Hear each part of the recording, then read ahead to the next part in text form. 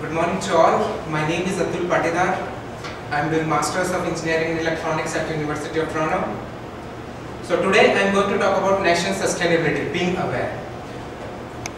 I am going to talk about awareness in the field of sustainability and its importance to save the world. So the first needs of all the people alive today without putting future generations into danger. And we obviously know that there is a difference between human needs and human wants. There is enough in the world for everyone's need, but not enough for everyone's greed, said by Dr. Fry. So, okay, but I am a sinner. How do I know if something is sustainable or not? Let's understand sustainability. There are three aspects of sustainability: social, economic, and environmental. Social includes respect for the human beings, diversity, human rights. Whereas economic includes management, profitable growth, and environmental includes three factors: air, water, and land management. So basically an integrated approach of all these three aspects, both internal and external, in a long-term approach leads to sustainable growth. So now let's look at the world population. During the agricultural revolution, the world population was almost constant. But now see this here, between 2000 and 2100, the world population is increasing rapidly, and there will be a time when the natural resources won't be enough to fulfill the human needs. So I'll guide you through one example. When a person goes through any hotel, or if he uses the washroom, after washing his hands, he has three options. Either he uses paper towel to wipe his hands, or this is just an example, but he uses cloth towel to wipe his hands, or he uses the dryer.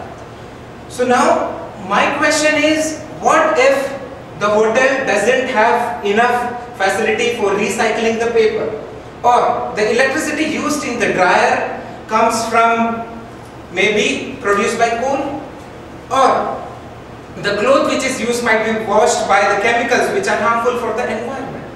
So the hotel owner needs to think about this, whether out of which three things I am going to use proper things which are beneficial for the environment. And if it just puts one sign that it's recyclable, so people won't have to think more, and it's just they can choose out of these three, because it's a 5-star hotel, you get everything. So it's just the example. So my point is, whenever a person is doing something, or maybe if he is like engineer, electronics engineer, mechanical engineer, or whatever the work he is doing, he just have to think for a while, okay, what am I doing? Am I helping towards the nation's growth? Am I doing anything which is going to harm the environment? If he just thinks for a while, for a long time, then probably we can overcome with this kind of situations. So the problems that we have created cannot be solved at the level of thinking that created them, said by Albert Einstein. So what kind of approach do we need to solve this kind of problems? So let's look at the iceberg model. How the events are caused, or how the events happen.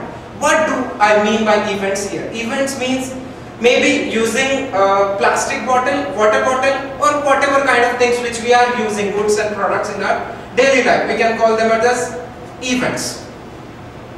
So there are three aspects: patterns of behavior, which means how we are behaving while using these things; systematic structure, how these goods and products are being structured or formed; and mental models, what's our attitude towards these things, or what do we think.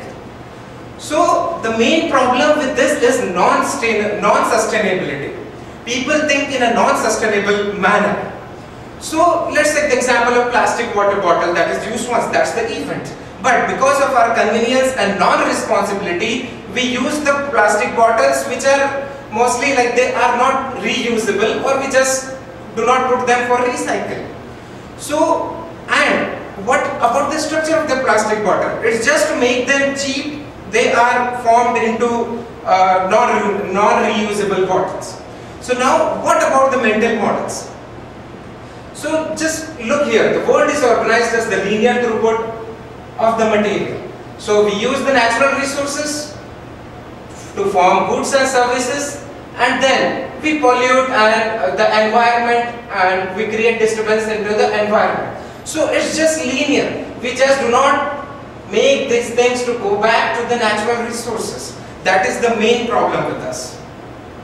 So now this is our non-sustainable action, which happens because of the non-sustainable pattern, and which is caused due to the non-sustainable structures, which is because of the non-sustainable mental models, and it forms a vicious cycle. It's just like you hit me, I hit you harder, you hit me harder, I hit you.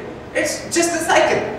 So reinforcing feedback loops are powerful, but eventually with these loops something always happens.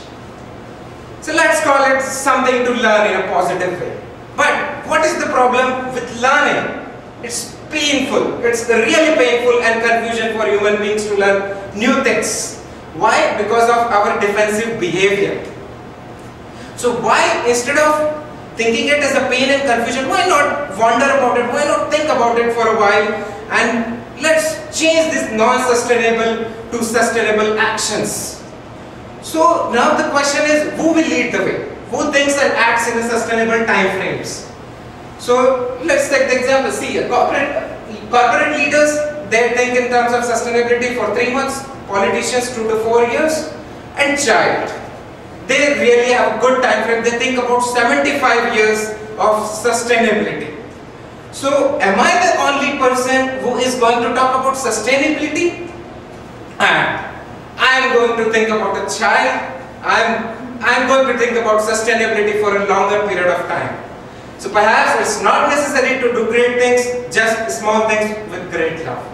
So that's the end of my presentation, requesting you to think about sustainability. Thank you. I would be happy to take questions. Saying that it's not about part of your work. Do you want it to become? Is there other areas that you're going to use this presentation, or other kind of work that you're going to do with this, or is this something that you're going to stop doing? Yeah. My idea is to start a social initiative in such a way which encourages the corporate leader or politicians in terms of their social work, recognizing their social work, so that they can get encouraged and work towards us continuously. Yeah, how you're going to do this? Yeah, so the question is, how am I going to do this? I have planned regarding this. So basically I am planning to start this with India, because I have been there for a long period of time and I know the social conditions. So initially I am going to start with the engineering sector.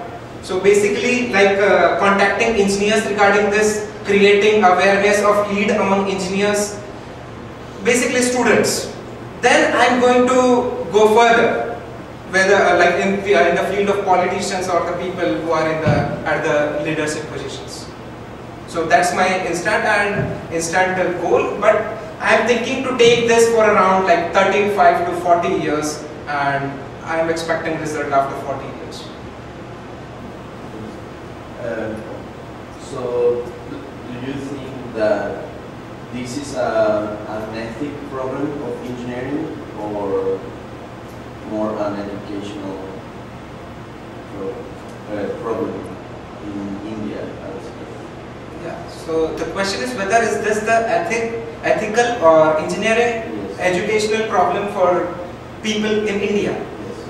So I think it's an ethical problem, because I don't think in terms of education, because my initiative is just going to make people think about this for the longer period of time. Because I say that people think about this, but they don't think about this for a longer period of time. So this is what I am going to create awareness about.